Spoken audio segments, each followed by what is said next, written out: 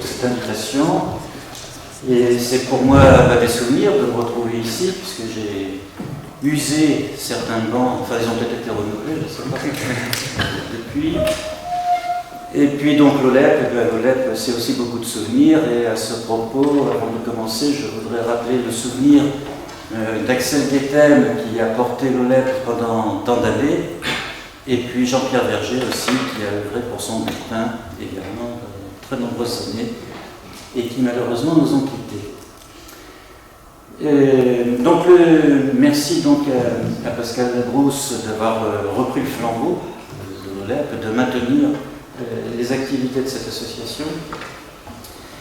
Et donc le thème choisi concernait les plantes addictives et leur paradoxe, parce que beaucoup de ces plantes montrent des potentialités médicinales qui pourraient être intéressantes. Le problème, eh bien, c'est que il y a un phénomène d'accoutumance très souvent, et surtout de toxicité qui peut survenir. Vous m'entendez là? Je suis où? Il faut que je parle au micro. Au micro. Ça serait mieux pour tourner. Donc le très long date, eh bien, l'homme a distingué 4 types de plantes. Les plantes alimentaires qu'il s'est mis à cultiver rapidement, les plantes toxiques dont il s'est servi pour empoisonner, les plantes d'où le nom par exemple ici de l'aconite Tulou, plantes médicinales qu'il a reconnues grâce à la théorie des signatures. Si vous ne savez pas ce que c'est, on pourra en parler à la fin de la conférence. Et puis enfin, plantes et champignons psychotropes dont l'usage remonte à des temps très anciens. Et quelquefois, donc, ces organismes étaient représentés par des statuettes. Alors, comment côtoyer les plantes addictives? Eh bien, il y a de très nombreuses manières de les approcher. Déjà, il est réconfortant d'une certaine manière de voir des jeunes se mettre à déterminer des plantes ou des champignons. Malheureusement, on n'enseigne plus guère la botanique. Je pense que Pascal Labrousse sera d'accord avec moi. Et donc, il peut arriver qu'il y ait des erreurs. Ici, donc, ils avaient été attirés par la grande taille de ces plantes, qui justement est un caractère négatif dans ce qui est recherché. On peut faire du tourisme. Il n'y a guère de continent qui soit épargné par ces plantes. Donc les flèches noires montrent les circuits de trafic. Donc aujourd'hui, eh bien, on a envie de s'imprégner, d'approcher les populations locales et de s'imprégner de leurs coutumes. Je vais aller trop vite.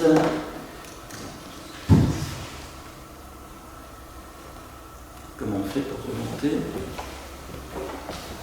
Ça ne marche pas très bien. Alors, oui, comme ça. Non. Non, c'est ça. C'est l'appareil moderne. Non, c'est ça. Ah ouais. Il n'y a pas de marque arrière. Non. Non, c'est pas.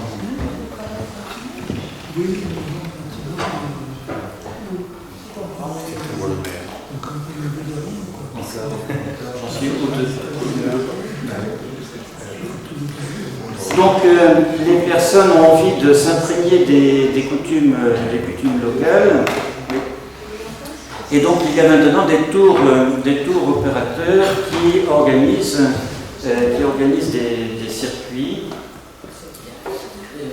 Donc vous voyez, pour une somme modique. Ah oui, c'est le... Il y a un truc qui ne marche pas très bien. Alors je vais faire ici.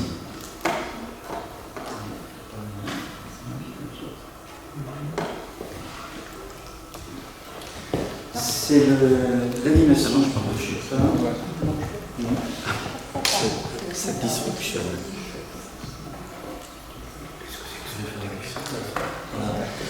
Donc vous voyez, pour une somme modique, vous prenez votre carte bancaire et puis vous vous retrouvez au Brésil. Donc vous passez 8 jours pour 2000 € et vous avez les usages. Vous pouvez essayer cette plante. Alors savez-vous qu'à partir d'une certaine dose, la noix muscade est également une plante potentiellement addictive, puisqu'on y trouve notamment de la myristicine et du safrole qui sont métabolisés en composés amphétaminiques. Alors il est remarquable de voir que ces populations de différents pays se transmettent toujours oralement les coutumes et les usages de ces plantes qui peuvent avoir des applications thérapeutiques. Je reparlerai de l'histoire dans un moment, et la littérature, eh bien, ces plantes jouent un rôle important, ne serait-ce qu'avec les poètes du 19e, et comment résister à cet éloge. On a tout de suite envie d'y goûter. L'opium agrandit ce qui n'a pas de borne, la longévité, etc. Donc on est obligé d'essayer. La peinture s'est intéressée également à ces plantes et à leurs effets, sauf que, bon, est-ce qu'il est nécessaire de prendre des plantes addictives pour ce résultat? Je ne sais pas. Le cinéma, bien sûr, le thème de la drogue est récurrent, et donc un exemple incontournable, c'est ce film. Les bandes dessinées, on aura l'occasion d'en voir. La philatélie aussi s'intéresse aux drogues, d'une manière générale. Et si vous aimez chiner les objets anciens, on peut trouver de tels objets qui ont eu un lien avec les drogues. Ici, vous avez une balance à opium d'origine chinoise avec son étui qui est à côté. Et puis, peut-être introduisez-vous dans votre jardin, sans le savoir, ou alors dans les espaces publics, des plantes en vente libre, mais qui peuvent développer des propriétés addictives. Et puis, bien sûr, nul n'est censé ignorer la loi, et donc il y a une législation qui est plus ou moins stricte selon les pays. Alors, il y a un problème de vocabulaire. Comme d'habitude, on utilise beaucoup de termes pour désigner a priori les mêmes choses, alors qu'à l'origine, la signification de ces mots pouvait varier. Et donc j'ai pris comme référence un Larousse du début du XXe. Alors on voit le terme de drogue. Eh bien, le terme de drogue désignait initialement la matière première médicinale, c'est-à-dire la racine, la feuille, la fleur.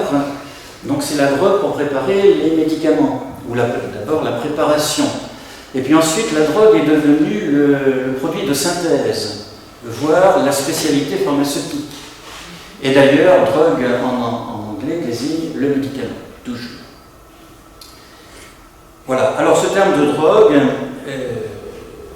donc, est utilisé pour désigner de manière globale ces plantes. Le terme de narcotique est plus restrictif. Donc, ça vient d'un mot grec qui signifie assoupir, et donc effectivement, on rentre dans un état de torpeur qui est proche de celui du sommeil, et donc, logiquement, eh bien, ce terme devrait être réservé au pavot, à opium, donc avec ses effets. Alors, pourquoi parler de narcotrafic aujourd'hui, s'agissant essentiellement du trafic de cocaïne, qui a des effets tout à fait contraires? Vous regarderez quand même, vous lirez jusqu'au bout la classification, avec cette subdivision qui peut nous surprendre aujourd'hui, où on voit les narcotiques nauséeux, avec l'arnica, la digitale, la ciguë, qui n'ont pas lieu de se trouver ici. Le terme d'hypnotique est un terme médical, donc qui est destiné à donner le sommeil, aider à trouver le sommeil pour les personnes qui ont du mal de ce point de vue-là, et donc c'est un terme plutôt médical. Le terme de stupéfiant, qui se trouve la première fois dans l'encyclopédie en 1858, signifie qui stupéfie, c'est-à-dire qui inhibe les centres nerveux et de ce fait soulage la douleur. Et le terme de stupéfiant, aujourd'hui, est réservé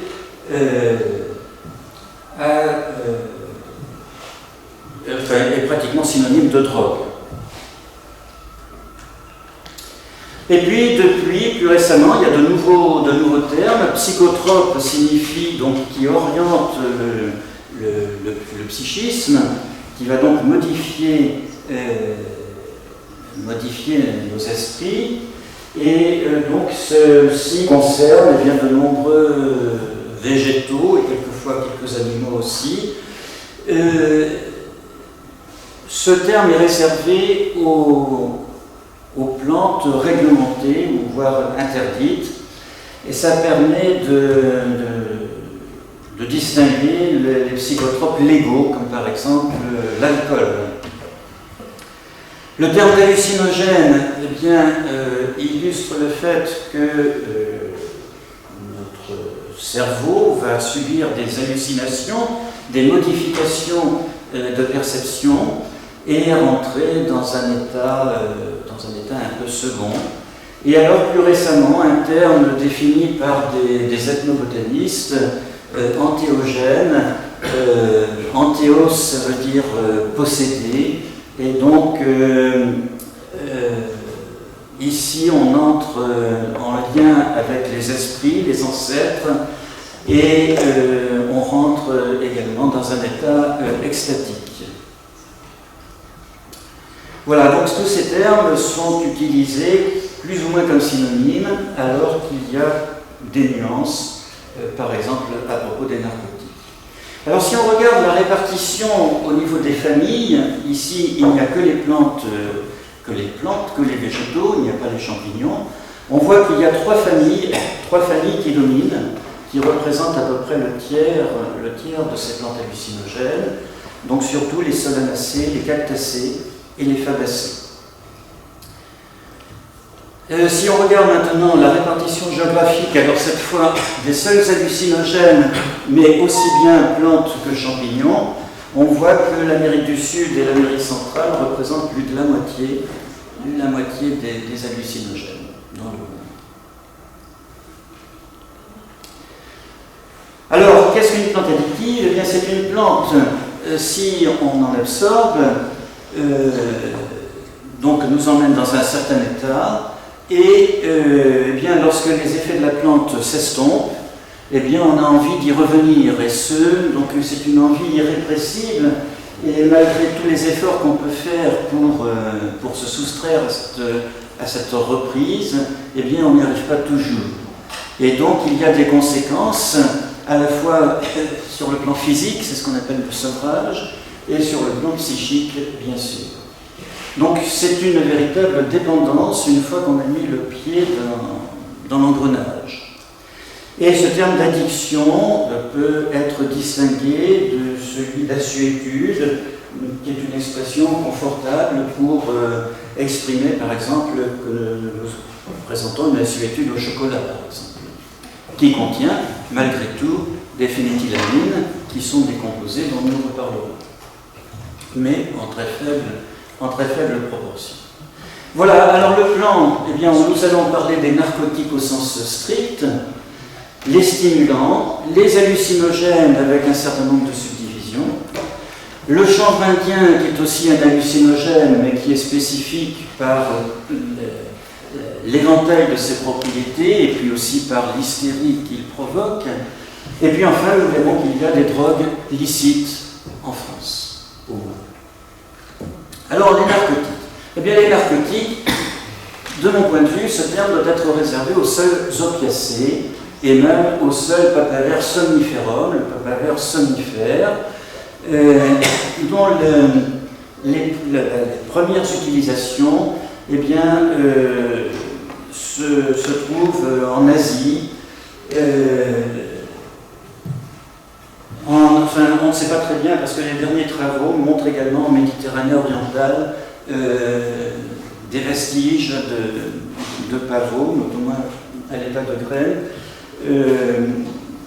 vers la mer Morte. Et alors, de toute façon, de l'Orient, ce pavot va gagner la Grèce et les philosophes médecins grecs vont utiliser l'opos, c'est-à-dire le suc de la plante, pour constituer ce qui deviendra l'opium, et l'opium entrera dans des recettes. Vous voyez ici la thériaque, qui est une panacée de l'époque de ces médecins grecs. Alors, qu'est-ce que l'opium? Eh bien, l'opium, est obtenu en incisant très superficiellement les capsules encore vertes de pavot. On fait des incisions en biseau, plusieurs incisions en parallèle, et ce latex va sécher à l'air. On racle avec un couteau à lame incurvée et on malaxe la pâte obtenue qui se solidifie. Et bien ceci, c'est de l'opium brut. Alors, l'opium a été utilisé depuis les temps très anciens, donc essentiellement pour soulager les douleurs, sans savoir les raisons de ces effets.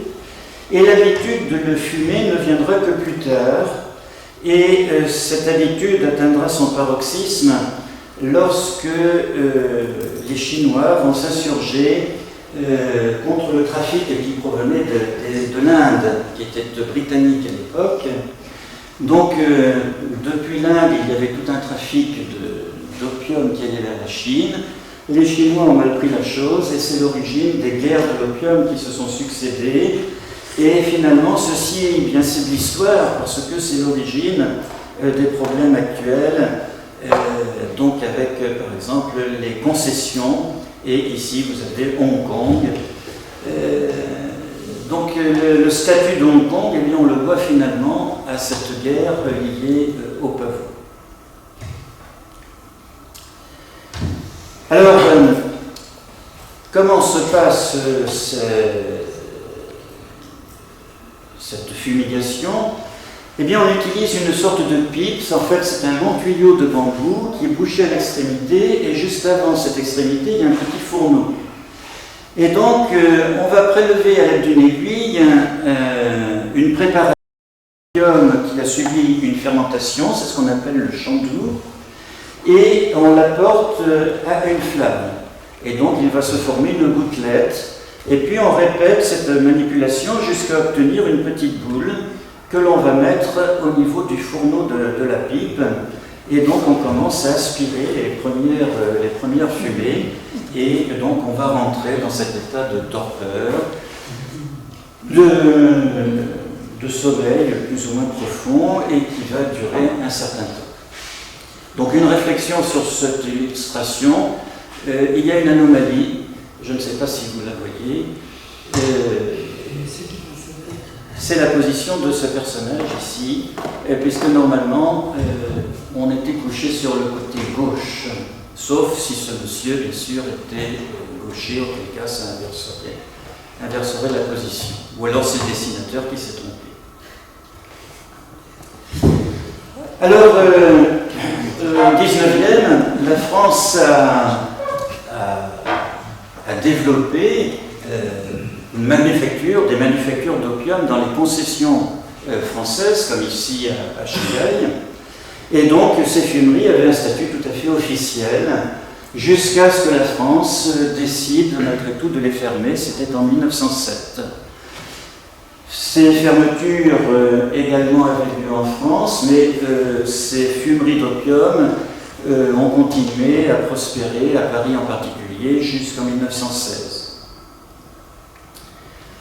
Alors, qu'est-ce que l'opium? Eh bien, aujourd'hui, à partir de la fin du 19e, on a isolé la première molécule qui est la morphine et qui est responsable des effets de l'opium.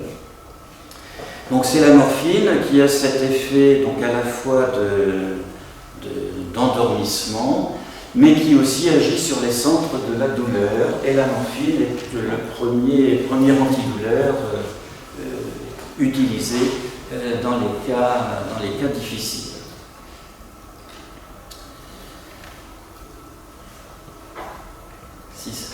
Alors, il faut savoir que dans notre cerveau, eh bien, nous sécrétons nos propres opioïdes.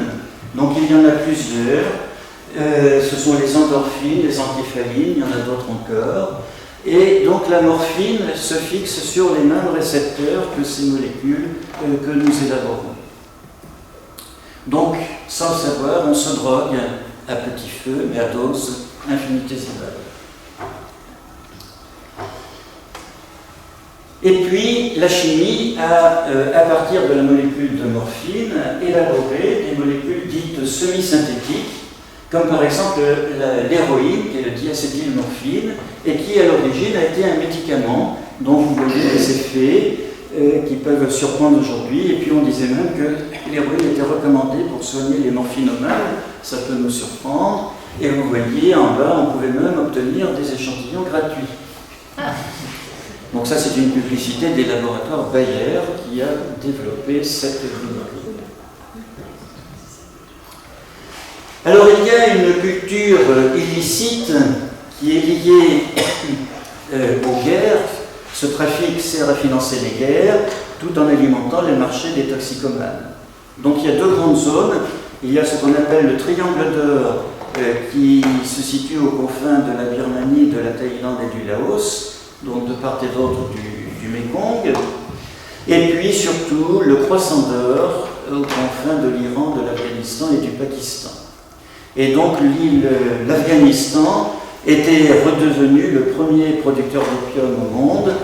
Il y a eu cette interruption au moment où les talibans ont dû occuper les responsabilités du pays pendant 2 ans et qui se sont opposés à la culture du pavot. Alors aujourd'hui, ils s'y opposent toujours, mais comme ils ont besoin d'argent, eh bien, je crois qu'on cultive quand même du pavot en Afghanistan. Et alors, il y a également des cultures en Colombie et au Mexique pour alimenter les États-Unis en héroïne. Et puis à côté, il y a des cultures licites, et notamment en France. On cultive pas mal de pavot opium en France. Alors ce n'est pas tout à fait la même espèce. Le pavot d'Afghanistan, vous verrez la capsule ici, c'est une grosse capsule. Et alors que le pavot français, si on peut dire, c'est le pavot œillette qui montre des capsules de plus petite taille. Et alors ici, eh bien, on ne passe plus par le stade opium. On va faucher ce qu'on appelle la paille de pavot, c'est-à-dire les extrémités des tiges, comme on fauche du blé. Et donc le résultat, tout ceci est mis dans des grandes cuves et à l'aide de solvants, on extrait directement la morphine. Ça évite les détournements de l'opium, puisqu'il faut une industrie quand même assez développée pour pouvoir extraire la morphine. Donc ça court-circuite un petit peu ces circuits parallèles. Donc c'est une culture bien sûr très réglementée, en principe surveillée. Ce qui ne veut pas dire que quelquefois il n'y ait pas de prélèvement, mais c'est dangereux parce que s'il n'y a pas beaucoup d'opium dans ces petites capsules, par contre ce sont des variétés riches en morphine. Et donc on peut atteindre rapidement des doses toxiques.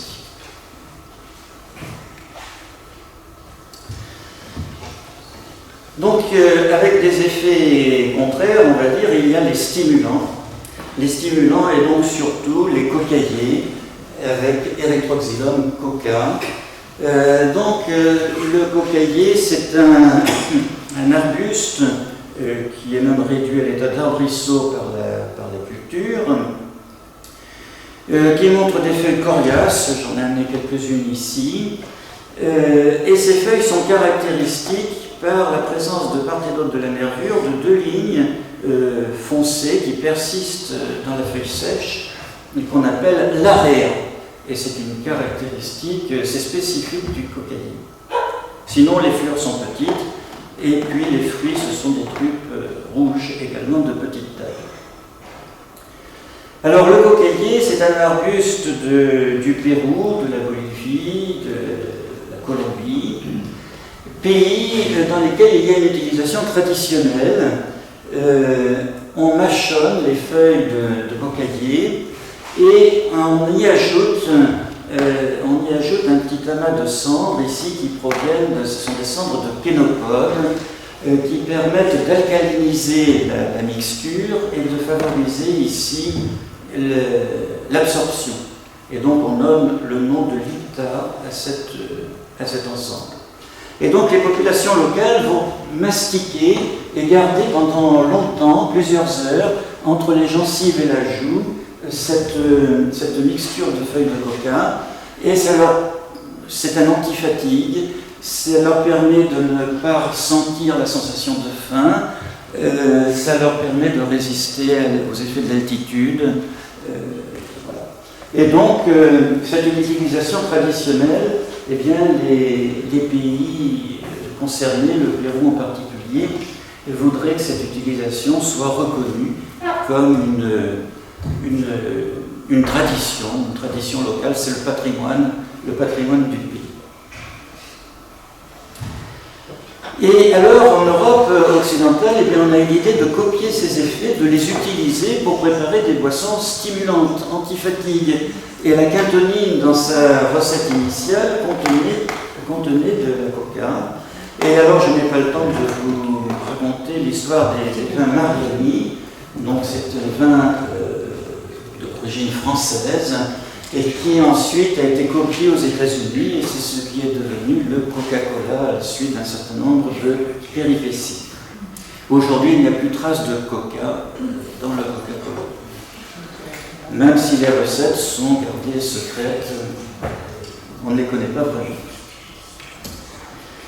Et alors, dans les pays d'origine, à côté, il y a le pitillo. Mais le pitillo, ce sont des cigarettes dans lesquelles on a un mélange de coca, de chanvre aussi et de tabac. Et alors, eh bien, les jeunes en particulier deviennent rapidement addicts à ces cigarettes et ils deviennent tout de suite des délinquants pour essayer de s'en procurer de nouvelles. Alors le principe actif ici, c'est une molécule qu'on appelle la cocaïne, qui va présenter des effets remarquables en tant qu'anesthésique locale. Le problème, c'est donc l'accoutumance qui peut se produire, même s'il n'y a pas de phénomène de sevrage, pas d'effet sur le plan physique. Par contre, sur le plan psychique, les dégâts peuvent être importants. Alors, comment obtient-on la cocaïne? Eh bien, on va étaler ces feuilles de coca au soleil, elles vont sécher jusqu'à obtenir et on va mélanger, on va ensuite comprimer ces feuilles et on obtient ce qu'on appelle l'aguarica, que l'on dilue dans du kérosène, enfin tout ce qu'on trouve, hein, ça peut être du diesel, n'importe quoi, vous rajoutez de l'acide sulfurique et vous obtenez la pâte de coca. Vous faites agir du bicarbonate pour faire précipiter les alcaloïdes, que vous mettez ensuite en solution chlorhydrique et vous obtenez le chlorhydrate de cocaïne, cette poudre blanche que vous connaissez. Alors évidemment, il peut y avoir des restes, des résidus de solvants dans ce qui est commercialisé. Ça pourrait expliquer quelques accidents.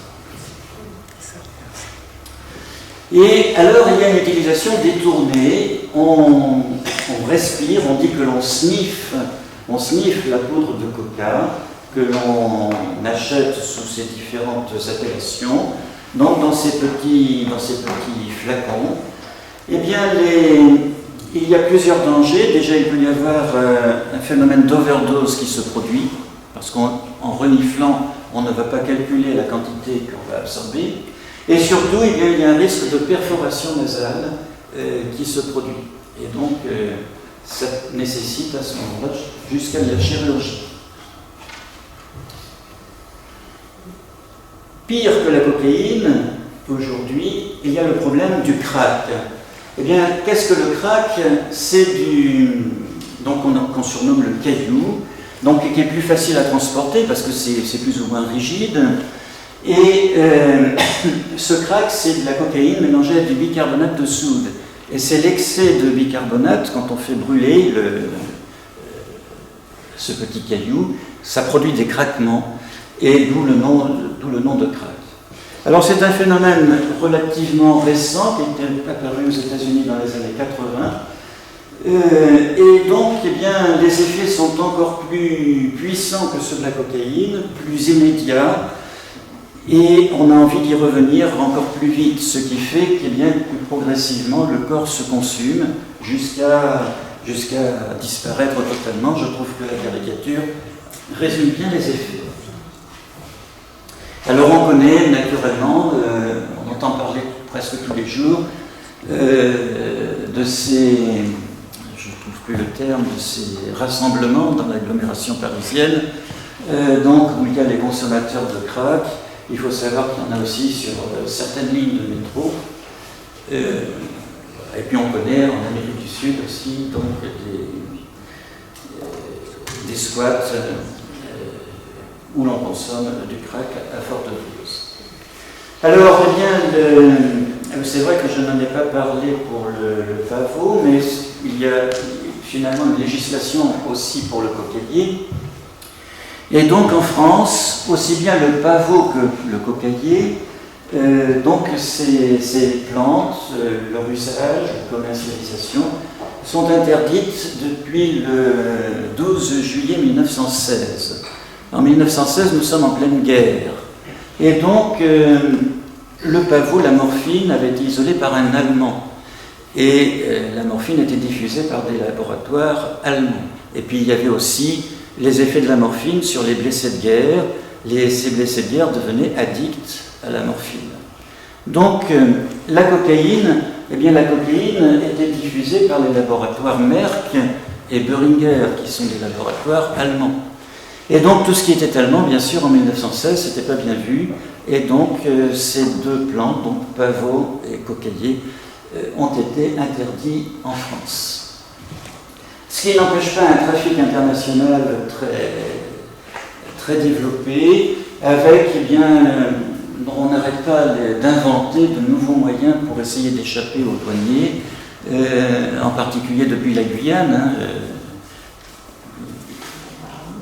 Et donc, aujourd'hui, ces trafics se font par des sous-marins, ou alors par l'appareil digestif de ce qu'on appelle les mules, c'est-à-dire les passeurs, ce qui n'est pas sans risque d'ailleurs pour ces personnes. Si les sachets se rompent, bien sûr, et bien il y a tout de suite une overdose.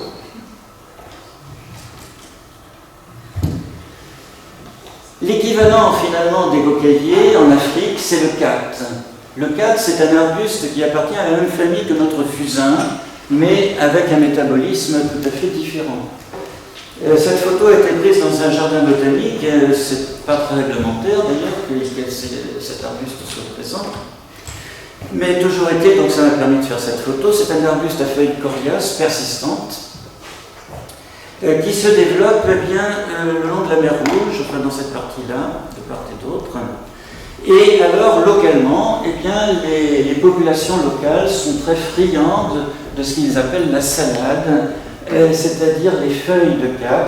C'est un antifatigue, ça leur permet de ne pas avoir trop faim, ça leur permet de faire des efforts importants, comme pour le cocaïer. Et donc, on dit, le cat libère la parole après, voilà, donc on devient un petit peu euphorique. Et puis même, paraît-il, ça permet de développer l'activité sexuelle. À tel point d'ailleurs qu'il y a des recherches dans ce domaine. Les principes actifs sont étudiés dans les cas de procréation assistée. Alors le principe actif, justement, bien c'est la catinone. Eh bien la structure, quand vous comparez ces deux molécules, vous voyez qu'elles sont très proches l'une de l'autre. La seule différence, c'est ceci. Donc, la catinone agit comme une amphétamine. Et donc, c'est à ce niveau qu'il faudrait parler des amphétamines, mais il s'agit de produits de synthèse. Mais le problème, c'est que la catinone n'existe que dans la feuille fraîche.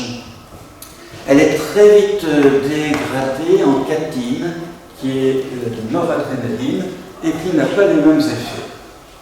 Et donc, la consommation n'était que locale, parce que eh bien, les progrès de transport aérien, de conservation, ont permis de diffuser le cat très rapidement dans les pays européens. Et donc aujourd'hui, eh bien, il y a de temps en temps des saisies de cat en France. La Grande-Bretagne, à gauche, a été le dernier pays européen à légiférer pour cette plante, aux grandes dames des populations éthiopiennes qui avaient remplacé les cultures de café et de caféier par celles de cat qui étaient beaucoup plus lucratives. Et donc, eh bien, aujourd'hui, les populations locales eh bien, se demandent, enfin, depuis 2014, si elles vont pouvoir continuer à vivre du cadre.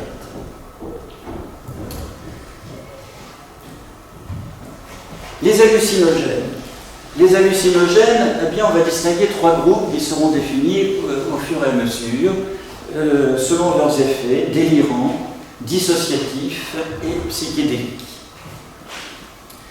Les hallucinogènes délirants, eh bien, la prise de ces plantes va provoquer des phases d'excitation, quelquefois entrecoupées de phases de torpeur, mais donc d'agitation très intense, et puis on tient des propos sans signification. C'est ce qu'on appelle le délire atropinique, du nom du principal, de l'un des alcaloïdes constitutifs de ces plantes. Donc il y a l'atropine, l'hyoscyamine, dont on parle un peu moins, et puis la scopolamine. Alors il y a beaucoup de solanacées qui contiennent ces molécules. La liste n'est pas limitative. Et je vais dire un mot des plantes qui sont associées aux sorcières dont on parle à propos du Moyen-Âge. Alors ces sorcières utilisaient des préparations, ce qu'on appelle des filtres, et elles utilisaient de telles plantes, et en particulier la belladone, qui doit son nom, alors un mot quand même, Linné l'a appelé atropa, pour rappeler la toxicité de la plante, en référence à celle des trois parts qui tranchaient le fil de la vie. Et puis belladonna, parce que les dames romaines s'appliquaient des feuilles de belladone sur les paupières, et ça leur donnait le premier effet de cette plante, c'est-à-dire une dilatation de la pupille, donc un regard attirant, etc. Donc la belladone, c'est une plante rapidement toxique. Ici, ce diagramme est exprimé en milligrammes d'atropine, qui est le principe actif, et en première approximation, 1 mg d'atropine, c'est une B. Donc vous voyez qu'avec une seule B, vous avez tout de suite les effets sur la pupille, donc dilatation de la pupille.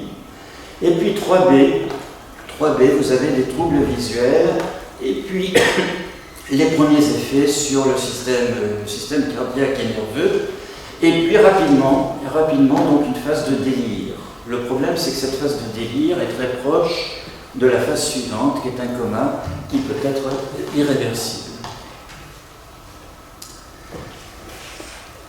À côté, il y avait la mandragore. Alors la mandragore est une plante mystérieuse au Moyen-Âge parce qu'on ne savait pas trop où elle poussait.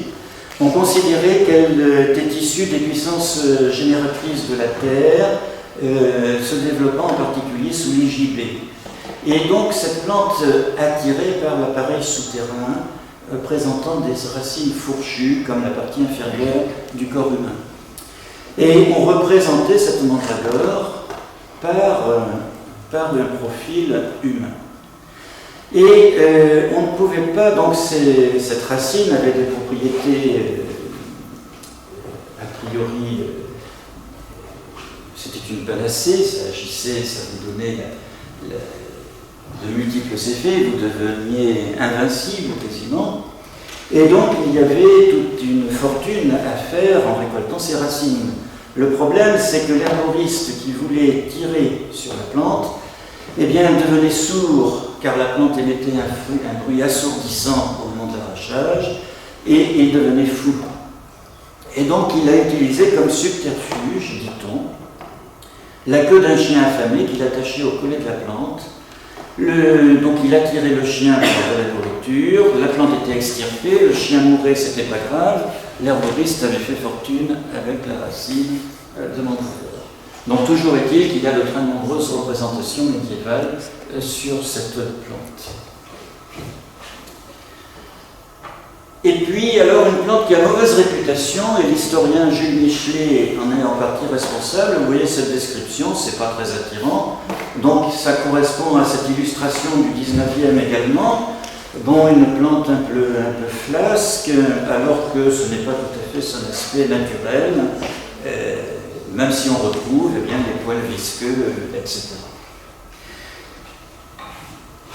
Et l'un des effets de la prise de Jusquiame, eh bien, alors, il paraît que la Pythie de Delphes respirait de la fumée de Jusquiame pour faire ses prédictions. dans l'Antiquité. Et l'un des effets spécifiques à cette plante, c'est d'entrer dans un état de lévitation, et qui pourrait être à l'origine de cette représentation des sorcières sur un ballier pour aller se réunir au sabbat avec ses collègues. Donc c'est au crépuscule que vous pouvez espérer les voir, mais c'est un sujet qui intéresse toujours, puisqu'il y a des rayons spécialisés chez les libraires consacrés aux sorcières, avec, vous voyez, les plantes de sorcières, le grimoire de la sorcière, etc. Je vous déconseille d'acheter ces livres qui sont faits par des gens qui ne connaissent ni la botanique, ni l'histoire, ni la pharmacologie. Mais ça se vend. Et alors, je vais m'attarder sur les datura et les espèces voisines. Donc, on connaît Datura stramonium sous le nom de pomme épineuse, qui est le fruit que vous apercevez ici. Datura stramonium, qui est une plante originaire d'Amérique du Sud et qui a été introduite en Europe au XVIe siècle. Et donc, cette feuille de datura est utilisée depuis très longtemps pour ses propriétés anti-asthmatiques. À l'époque, on n'avait pas de ventoline, on n'avait que le datura. Et donc, de nombreuses personnalités ont fumé du datura, Maupassant par exemple, en faisait grand usage. Jusqu'à ce qu'on s'aperçoive qu'il y avait des détournements d'usage. Et donc, vous voyez ici, nous sommes en 1984, c'était 5-6 ans après les mêmes phénomènes aux États-Unis. Et donc, eh bien, il faut attendre quand même 8 ans pour que cette plante soit interdite de commercialisation. Et il y a un temps de latence entre les législateurs et puis le signalement des effets des usages.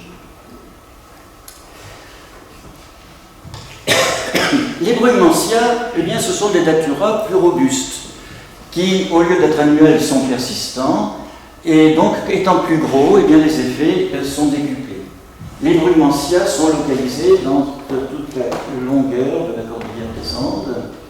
Et localement, eh bien, les populations locales utilisent leurs effets pour détrousser les touristes. Et donc, par exemple, ici, eh bien, vous avez l'histoire d'un sénateur français et son épouse qui ont été sous l'emprise de la Burundunga, qui est le nom local du brugmansia, vider leur compte bancaire en s'arrêtant chez le distributeur, etc. Et donc, surtout, eh bien, ils n'ont gardé le souvenir de rien du tout parce que la scopolamine, qui est le principe actif ici, fait perdre la mémoire. Et cette perte de mémoire est irréversible. Mais donc, avec cette plante, on peut faire ce que l'on veut de vous. Donc, si vous allez dans ces pays, évitez d'accepter les cigarettes que l'on vous propose gentiment. Et alors, eh bien, par contre, les brugmansias ont de belles fleurs qui sont quelquefois odorantes, colorées, et donc on les introduit dans des espaces verts publics. Et alors, il y a des gens attirés par la botanique qui ont voulu tester ces plantes. Voilà. Et donc, le phénomène se répète régulièrement. Alors, quelquefois, les élus locaux donc, interdisent ou ont interdit les brugmansias dans leur plate-bande, mais d'autres municipalités continuent à en mettre.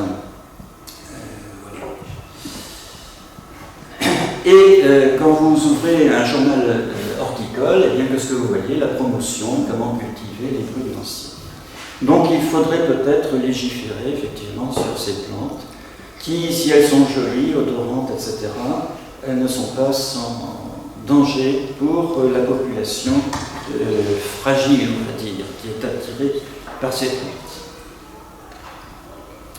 Alors, les hallucinogènes dissociatifs, maintenant, vont provoquer un phénomène curieux de décorporation, c'est-à-dire que notre âme sort de notre corps et va entrer en relation avec les ancêtres ou avec des divinités. Et alors, il y a ici plusieurs types de molécules concernées. Il y a d'abord des champignons à acide iboténique et mucimol, que vous connaissez tous, certainement. c'est la manite du mouche. Il y en a qui avaient trouvé. La manite du mouche. Donc, qui effectivement est utilisée pour ses usages, entrée dans cet état particulier, notamment certaines populations de Sibérie, au Kamchatka en particulier. Et ces populations locales donc, se réunissent et consomment ce champignon. Et comment s'en sont-ils aperçus? Eh bien, je n'ai pas la réponse. Toujours est-il que ces molécules sont entièrement éliminées de notre corps au bout de quelques minutes. Et donc, ils ont eu l'idée de réutiliser leur urine pour continuer à bénéficier des effets du champignon. Et quelquefois distribuer ces urines aux personnes qui étaient à leur côté. Alors, ce champignon a une grande aire de répartition, vous voyez. Est-ce que ces effets seraient transposables en Europe occidentale? On ne sait pas trop, parce qu'il peut y avoir des races chimiques qui ne sont pas très bien déterminées, localisées. Mais toujours est-il qu'il semble à peu près établi que le peintre Jérôme Bosch, dont vous connaissez certains tableaux comme la Tentation de Saint-Antoine par exemple, qui montre des figures un petit peu déformées, eh bien, ce tableau aurait été fait sous l'emprise de la manite du mouche. Autre organisme, l'iboga. Cette fois, nous sommes en Afrique équatoriale, au Gabon, et puis dans les pays alentours. L'iboga, c'est un arbrisseau de la famille des Apocinacées, c'est-à-dire comme notre pervenche ou alors le laurier rose, c'est la même famille. Eh bien, l'iboga est utilisé localement, là encore, dans le cadre de cérémonies d'initiation destinées aux jeunes, destinées donc au passage à l'âge adulte. Mais c'est une cérémonie donc, qui doit se faire de manière tout à fait encadrée par un adulte. Et voyant ce type de cérémonie, il y a certaines personnes en Europe qui ont voulu importer cet usage de l'iboga pour organiser des stages d'immersion, de recherche de sa personnalité, enfin je ne sais pas, tous les qualificatifs que l'on peut trouver. Et pourtant, l'iboga eh bien, montre de très nombreuses potentialités. En particulier, l'ibogaïne montrerait un effet, montrerait une certaine efficacité vis-à-vis pour désintoxiquer, voilà, je cherchais le terme, désintoxiquer lorsqu'on est atteint par d'autres drogues comme la morphine, comme la cocaïne, comme l'alcool. Et donc cette ibogaïne aurait des pouvoirs permettant de lutter contre ces addictions. Le problème, c'est que d'une part, elle agit un peu comme une amphétamine, donc elle a des effets dopants, et d'autre part, eh bien, il y a rapidement une toxicité cardiaque, et il y a eu quelques cas mortels. À tel point que, eh bien, on peut parler d'une disparité des législations de l'iboga un peu comparable à celle du chanvre dont on parle à l'heure actuelle, mais l'iboga, eh bien, ça n'intéresse pas grand monde. Vous voyez qu'il est illégal dans un certain nombre de pays. Donc en France, c'est relativement récent, suite à ces communautés qui voulaient introduire son usage dans un cadre donc, sectaire, plus ou moins. Certains pays, il y a un programme de recherche développé donc, sur les effets de l'ibogaïne, et puis la Nouvelle-Zélande l'utilise comme médicament, en rappelant que la France l'a utilisé brièvement sous le nom de lambarène. Donc c'était un produit destiné aux sportifs pour les booster un peu, mais on lui a vite reconnu ses propriétés dopantes.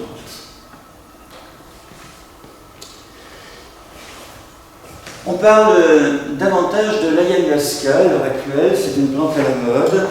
Alors ça veut dire liane, ayahuasca et aya, l'ancêtre. C'est la liane des ancêtres qui permet donc d'entrer en relation avec ces personnes donc, qui sont mortes. Et il y a tout un cérémonial dans l'usage de cette plante, dont vous avez le principe actif ici. Ce principe actif a une action spécifique sur une enzyme de notre appareil digestif qui s'appelle la monoamine oxydase, qui permet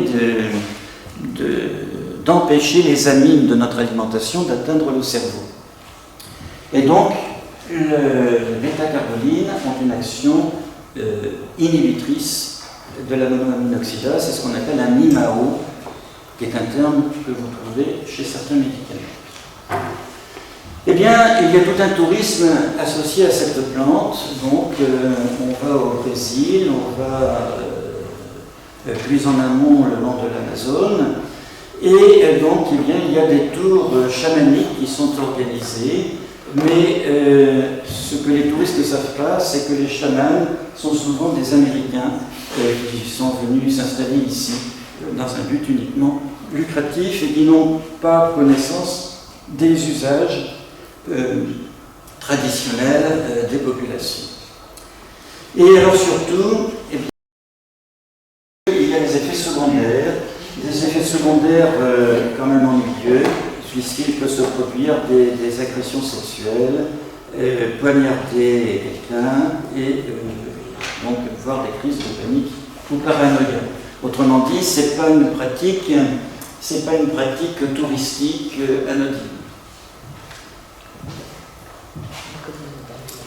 Et alors, cette même molécule se trouve dans d'autres plantes. Donc, en particulier, cette petite herbe, également photographiée dans un jardin botanique, alors que son usage est aujourd'hui interdit, qui se trouve sur le pourtour méditerranéen, en France en particulier, et qui est très usitée pour ses propriétés médicinales en Afrique du Nord, avec des accidents.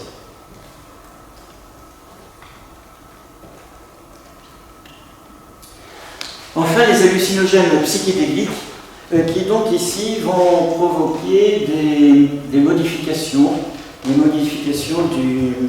du psychisme, la manière de voir les choses. On va trouver ici des plantes ou des champignons présentant des dérivés de la tryptamine. Et donc, la tryptamine, c'est donc... il y a le terme amine, donc présence d'un azote, et donc cette molécule va se trouver par exemple dans cette rubiacée d'Amérique du Sud qui s'appelle Psychotria. Et si on fume les feuilles de cette plante, l'effet est immédiat, mais par contre très bref. Par contre, si on l'ingère, eh bien, la molécule est détruite par l'appareil digestif, sauf à prendre en même temps un inhibiteur de la monoamine oxydase. Vous en connaissez, c'est la DAUSK.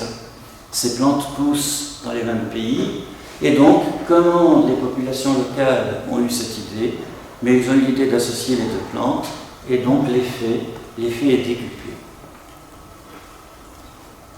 Sinon, vous voyez, vous pouvez vous en procurer sur Internet comme vous voulez, et à défaut de Psychotria, si vous n'arrivez pas à vous en procurer, vous pouvez utiliser, et vous ne le répéterez pas, Phalaris aeruginosa, qui contient aussi de la diméthyltryptamine. Il y a des champignons à diméthyltryptamine. Alors, ces champignons, on va les trouver en Amérique du Sud et en Amérique centrale, et puis on s'est aperçu, donc ils font l'objet de cérémonies locales, les populations se réunissent, et puis ils vont entrer dans cet état second, avec des visions, ça les met de bonne humeur, ça leur permet éventuellement de faire venir la pluie, etc. Et donc, eh bien, après, les Américains se sont dit, mais peut-être qu'on a des champignons similaires chez nous, ils en ont trouvé. Et puis, eh bien, les Européens se sont dit, mais pourquoi pas, on va chercher, et on a également trouvé des champignons dont les noms renseignent tout de suite sur leur écologie. Mais le plus recherché, c'est quand même Psilocybé semi-lancéata, qui pousse particulièrement dans les pelouses à nard. Encore faut-il connaître le nard, évidemment, et pour ça, il faut faire un peu de botanique. Alors, ces champignons contiennent une molécule qui s'appelle la psilocybine, et les premières recherches ont été arrêtées très vite, étant donné la dangerosité qui avait été mise en évidence rapidement à propos de cette molécule. Et les travaux ont repris dans les années 2008-2010 par des Américains, et donc il s'avère que, bien sûr, sous surveillance médicale, eh bien, la psilocybine pourrait diminuer l'anxiété liée, par exemple, à des cancers ou soulager certaines douleurs et montrerait une efficacité supérieure à la morphine.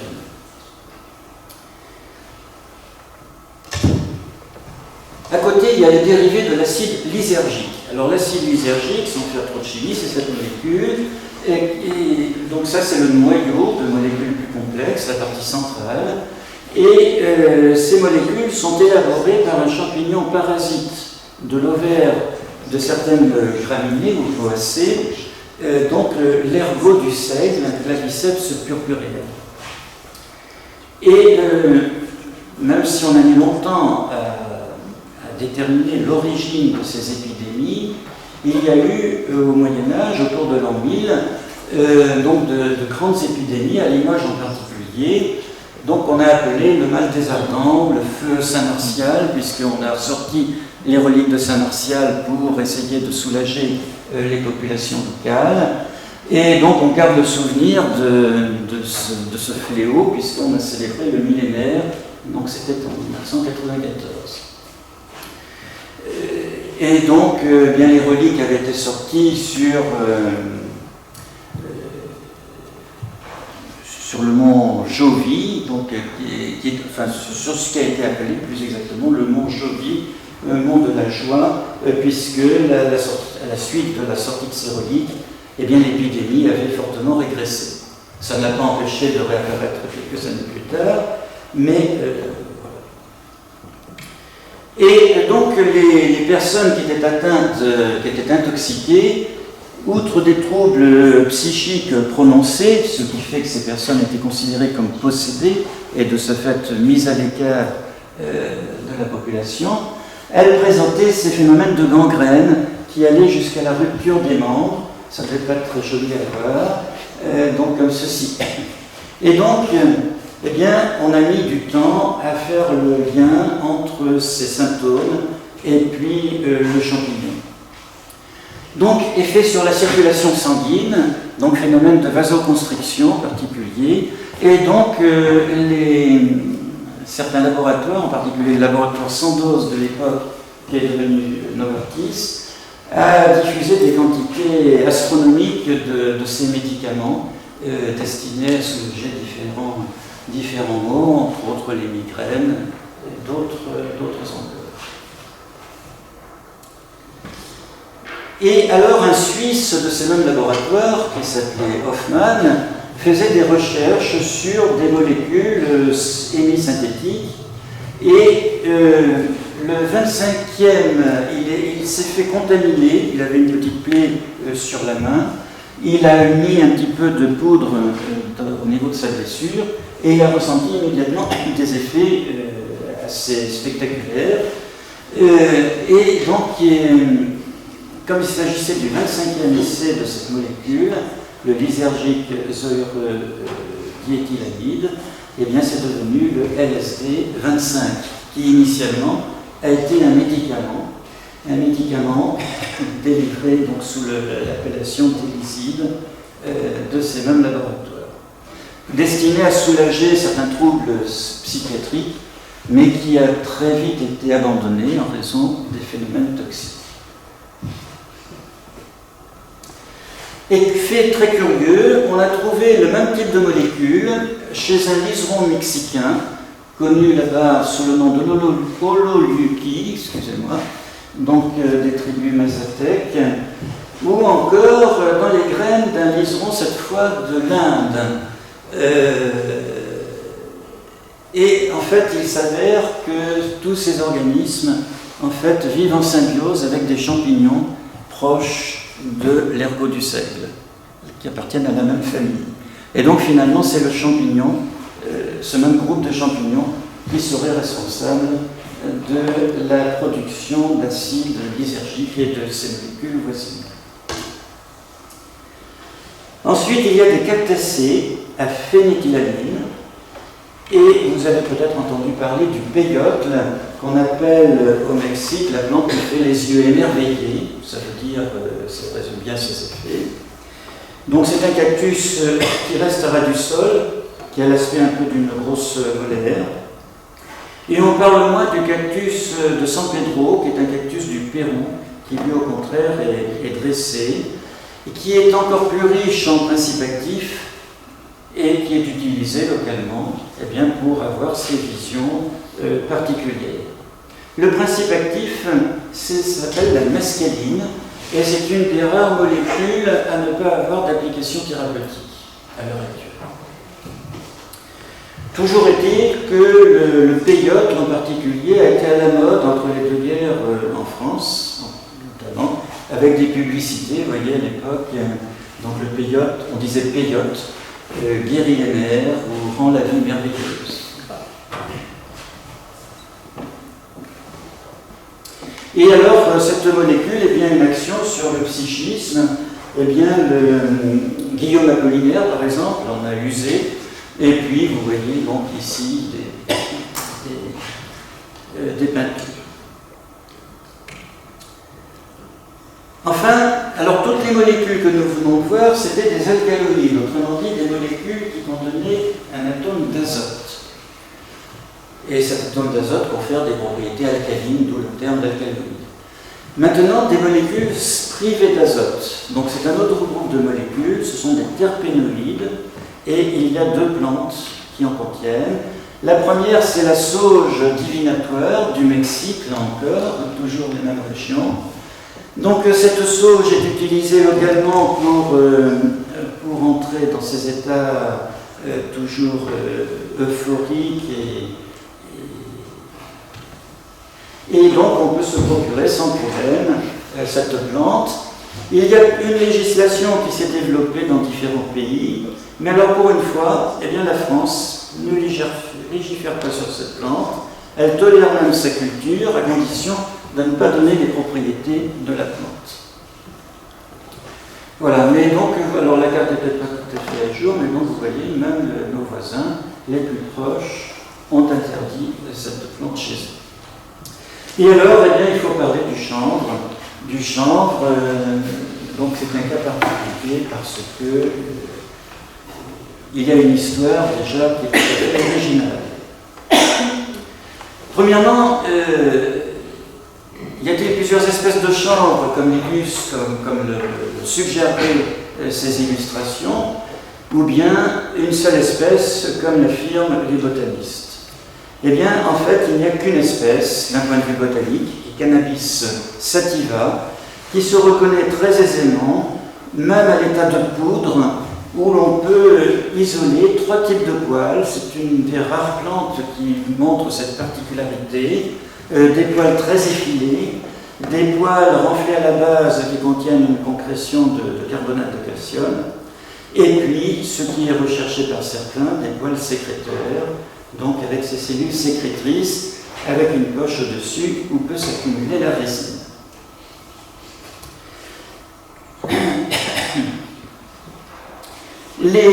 Donc, le chanvre dit indien parce qu'il est associé aux civilisations anciennes de l'Inde, qui continuent d'ailleurs à le vénérer de différentes manières. Et puis ce chanvre atteindra la Grèce, et Dioscoride en parle. Par contre, Galien se méfie un peu des effets de cette plante. Et au XIe siècle, en Asie centrale, se développe la tribu des Ismaéliens qui, pour maintenir son pouvoir, entretenait une armée de mercenaires. Alors, ce que je n'ai pas dit, c'est que le chanvre, pour ces populations, remplaçait l'alcool qui était interdit par le Coran. Et donc, ils consommaient du chanvre, et donc, on leur donnait à ces guerriers, coup sur coup, donc on le faisait absorber ces préparations. Et ces guerriers étaient très cruels. On voit ici un qui est en train de trucider un ennemi. Et on a donné, les croisés ont donné le nom d'Achichines à ces guerriers, donc ils se méfiaient de leur cruauté. Cette appellation parce que le chanvre s'appelait localement Achiche, ce qui veut dire herbe.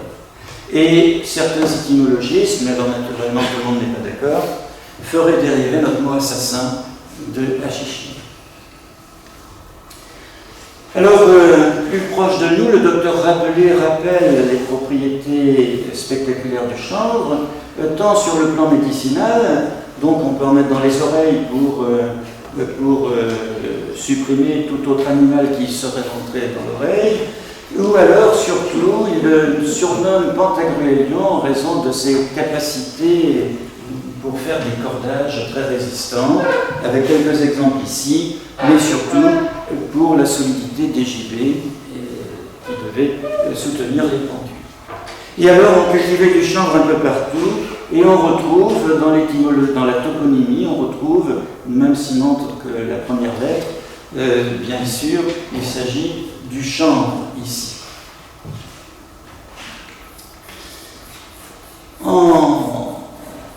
Nous partons en Égypte en 1830 et le vice-roi d'Égypte, Mehmet Ali, était en conflit avec le sultan turc. Et donc il avait besoin de se construire une flotte à voile bien sûr à l'époque, et pour cela il avait besoin de cordage. Et donc il a importé des graines de chanvre d'Europe pour le cultiver sur place et pouvoir obtenir les fibres nécessaires à ces cordages. Eh bien malheureusement, sous le soleil de l'Égypte, eh bien, le chanvre est devenu de plus en plus visqueux, avec ses poils sécréteurs, et il est devenu de plus en plus petit. Autrement dit, plus question de faire de cordage. Le phénomène inverse ne manque pas de se produire lorsque vous faites venir des graines de l'Inde, justement, ou de ces pays voisins, et que vous vous mettiez à les cultiver, eh bien, sauf à mettre une installation un peu complexe, eh bien le chanvre va grandir, il le deviendra de moins en moins collant, et par contre vous pourrez en faire des cordages, mais c'est peut-être pas ce que vous souhaitiez. Pourquoi en effet volait-on les projecteurs de nos églises de campagne dans les années 1970 ? Bon, aujourd'hui on peut se procurer plus discrètement des lampes chauffantes. Quelques années avant, toujours en Égypte, eh bien, ce sont les soldats de Bonaparte qui découvriront les propriétés du chanvre. Et donc ici, c'est tout à fait clair, donc, que le chanvre égyptien est enivrant et narcotique.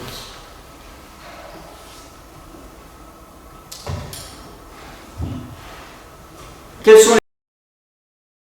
Il n'y a qu'à reprendre le témoignage de quelqu'un a priori d'impartial qui décrit très bien ses effets.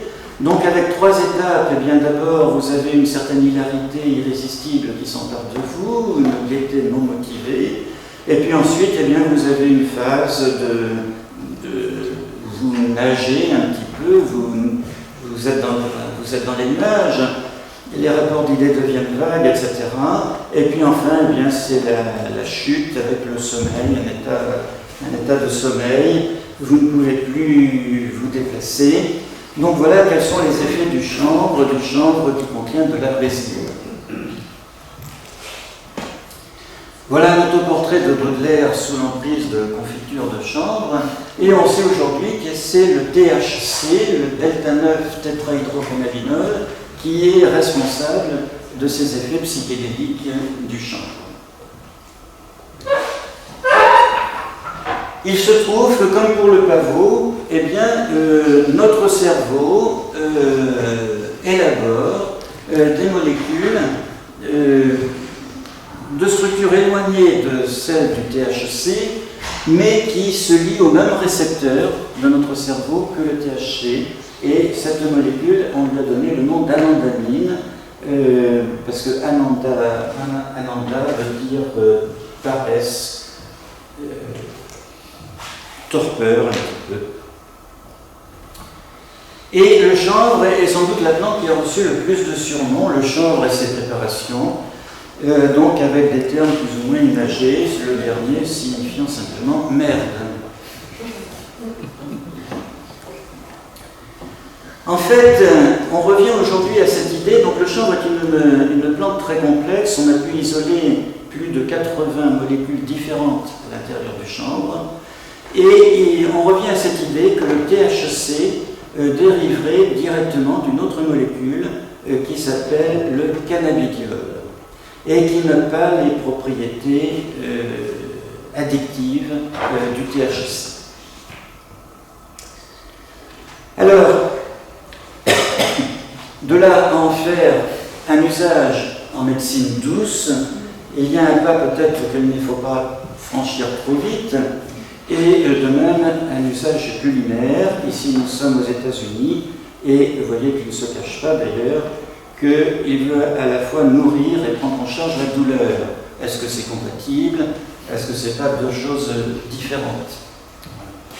Donc on s'oriente petit à petit vers une libéralisation de ce chanvre ACBD, mais que veut dire chanvre ACBD dans la mesure où dans une plante, eh bien, vous avez toujours un ensemble de molécules. Si vous voulez prendre du CBD, il faut prendre les molécules de synthèse. On sait la construire, les chimistes savent faire, là c'est du CBD. Mais le chanvre CBD, ça ne veut rien dire, parce qu'il y aura toujours des traces des autres molécules, et en particulier du THC. Ce qui fait que quand vous prenez du chanvre CBD, certains conducteurs l'ont appris à mon dépens, lorsqu'ils ont subi des tests, ceci était positif.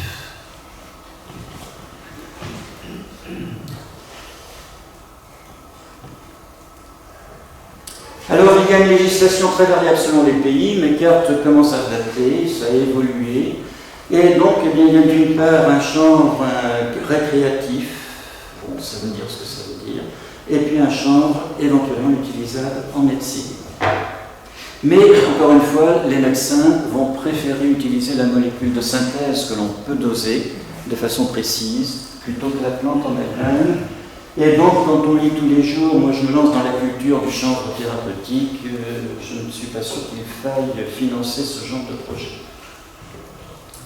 Voilà, alors à côté, pour conclure, eh bien, il y a des drogues licites. À côté du tabac, il faudrait parler du kava, du café, du thé, de l'alcool, etc. Tout ça, ce sont des drogues pour le moment licites, à condition de ne pas conduire juste après l'usage pour certaines d'entre elles. Voilà, donc il y a en France, voilà le résumé, les premières législations ont été prises en 1916, et puis après un gros saut dans l'histoire, c'est autour des années 90, et puis ensuite, plus récemment. Et on vient d'en rajouter une en 2022, une rubiacée, en 2020, pardon, une rubiacée dont l'usage nous vient des États-Unis, comme d'habitude. Et il y a eu des accidents avec cette plante qui peut se procurer également sur Internet. Voilà, si vous voyez sauter un gros champignon vert, c'est que mes propos vous auront touché sans doute et que je devrais vous faire contrôler à la sortie. Voilà, j'étais peut-être un peu rapide dans cet exposé. Si vous voulez des détails, eh bien j'ai éventuellement un livre à votre disposition qui vous complétera mes propos. Merci.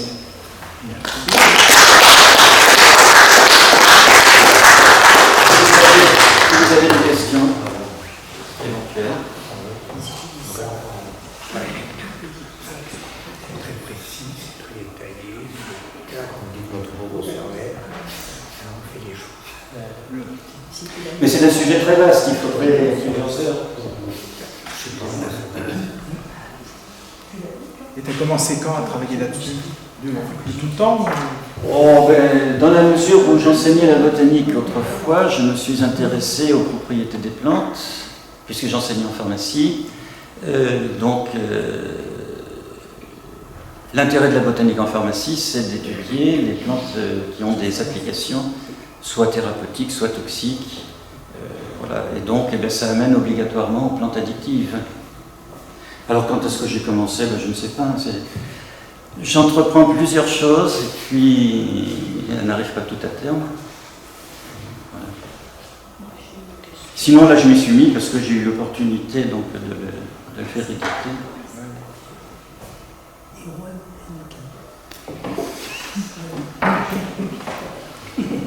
Des voyages spécifiques, non? Tu as fait des voyages... Ah, j'ai pas fait de voyage spécifique, non, j'ai pas fait le stage de l'ayahuasca. Par contre, j'ai un étudiant qui l'a fait, lui. Il y a un étudiant qui l'a fait, mais enfin, c'était dans le cadre du... Donc, il était étudiant à Limoges, et puis après, il a réussi à se intégrer plus ou moins directement le muséum, et c'est de là qu'il est parti en Amazonie. Et il a vraisemblablement testé l'ayahuasca, tel que je le connais.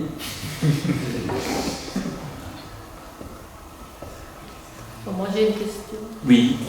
Oui, parce que c'est la mode actuellement de se procurer des médicaments sur Internet qui sont à base de CBD. Oui. Est-ce que pour les gens qui utilisent ça, il y a un risque d'addiction?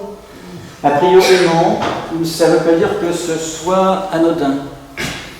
Parce que donc, le CBD va agir sur certains récepteurs de la sérotonine.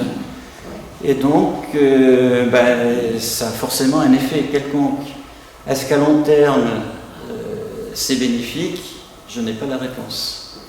Mais on ne peut pas dire que ce soit anodin et que ce soit un médicament miracle. En tout cas, pas en le fumant. Si vous le fumez, vous accumulez des goudrons qui sont encore plus cancérigènes que ceux du tabac. Parce que moi je connais une personne qui souffre de douleurs et ah tout oui, ça. alors et le qui prend des CBD, trucs à base de CBD, elle dit qu'elle est beaucoup plus soulagée qu'avec les traitements classiques. Le CBD n'est pas un antidouleur, a priori. On n'a pas pu le démontrer. C'est le THC qui est un antidouleur, mais qui n'est pas meilleur que la morphine. Ouais. C'est la raison pour laquelle les médecins sont un peu réticents à abandonner la morphine c'est l'une des raisons, au profit du THC. Par contre, le CBD a une action anxiolytique. Peut-être qu'il va agir sur certains récepteurs de la douleur aussi, mais ce n'est pas vraiment l'action du CBD.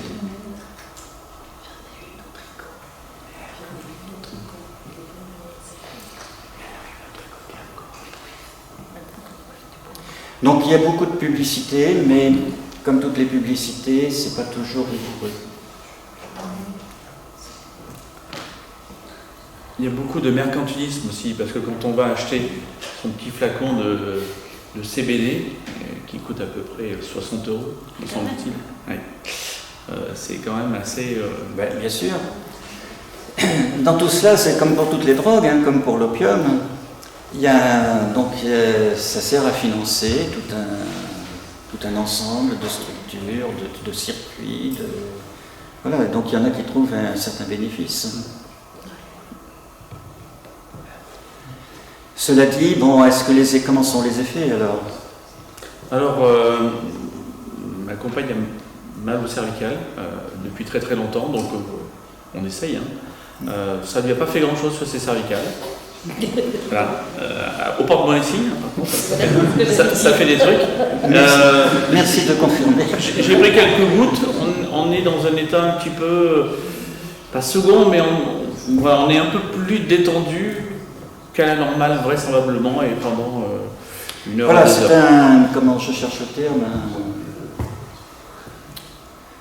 je trouve pas le terme que je veux dire, détendu, voilà. Voilà, c'est pas donc, très bien. Merci de confirmer, c'est bien. Oui. Mais donc, encore une fois, alors aussi ces préparations, je ne sais pas, est-ce que vous avez connaissance des dosages? Alors, justement, le prix varie en fonction des dosages. Hein. Ça va de 5% à 25%, me semble-t-il, dont on a pris un peu le médian, on a pris 15%. Mais oui, il y a des pourcentages qui sont différents en fonction de... le prix, c'est très dissuasif. On sent bien que derrière, il y a autre chose que d'essayer de faire en sorte que les gens souffrent un petit peu moins. Il y a tout un essai d'économie qui essaie de se créer. Donc dans quelques temps, je crois que je reviendrai ici pour une autre un autre thème, il s'agira des compléments alimentaires, et donc il y a un certain parallèle entre les deux.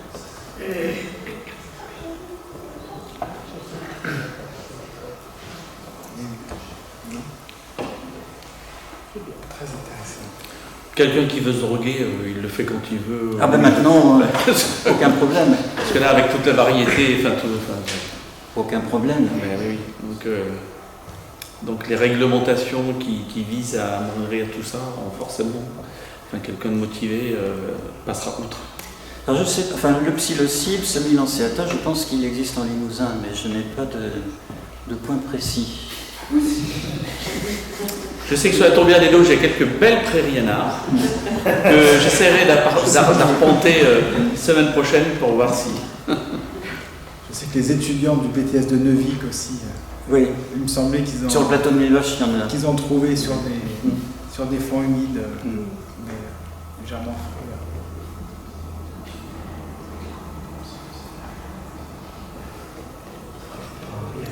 Des questions, non? Oui. D'autres Là, vous avez écrit un livre sur ces plantes. Et apparemment, j'ai l'impression que vous avez testé, Que que vous êtes passé à l'acte, que vous parlez de quelque chose en théorie, mais pas en pratique. Non, je ne suis pas passé à l'acte, parce que je connais les effets. Je connais les effets, donc je n'ai pas envie de tomber dans ce travers. Pas forcément dans ce travers, mais c'est de parler de quelque chose de Oui, je le connais parce que je me suis renseigné. Ça doit pas la même chose que si. Donc vous relisez Baudelaire, vous aurez les effets. Vous relisez Baudelaire, vous relisez Tocteau, vous relisez... Et vous n'avez jamais été tenté une fois que ce soit. Non, parce qu'encore une fois, j'en connais les conséquences. Et ça suffit. Ah oui, c'est dispositif.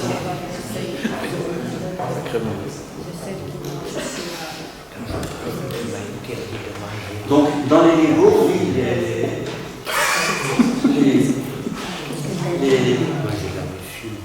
les preuves légales, on peut dire, j'en ai testé quelques-unes, merci de légales.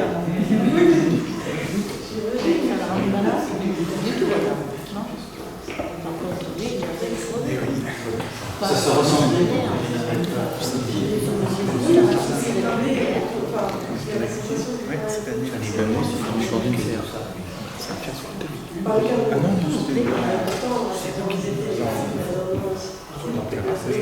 Ah mais c'est des plantes que j'aime bien, personnellement j'aime beaucoup la jusqu'à, notamment les chenets, je ne l'apprécie pas, mais c'est des graines heureuse. Moi je l'ai cultivé dans mon jardin. Je cultive la maman. Oui, il faut enlever les graines. J'ai de la verre. C'est dans le fluide, je crois, pour essayer d'extraire le truc. C'est un peu compliqué. Oui, mais bon, ça c'est pour l'aspect botanique et esthétique. En tout cas, ça devient comme ça. Énorme. De 20 euros. La chaise. Ah oui, je n'ai pas dit. Une question.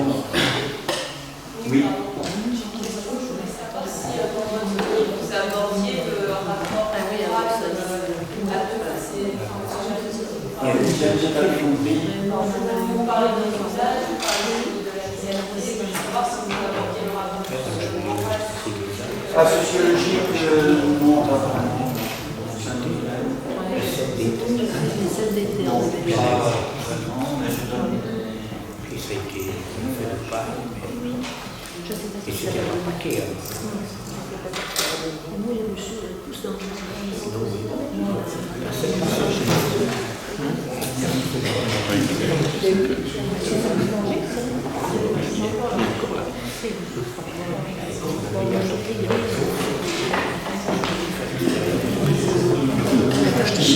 Oui, c'est une bonne question. Tu connais les stigmas? On a ce qu'il faut comme information pour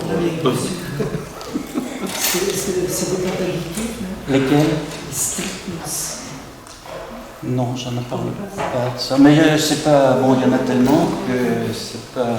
Parce que je sais que ça a des vertus. Le nom latin, c'est quoi?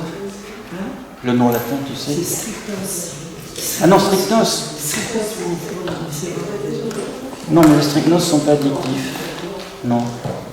mais c'est toxique. Ah oui, c'est très toxique, mais c'est pas synonyme. Donc oui, strychnos.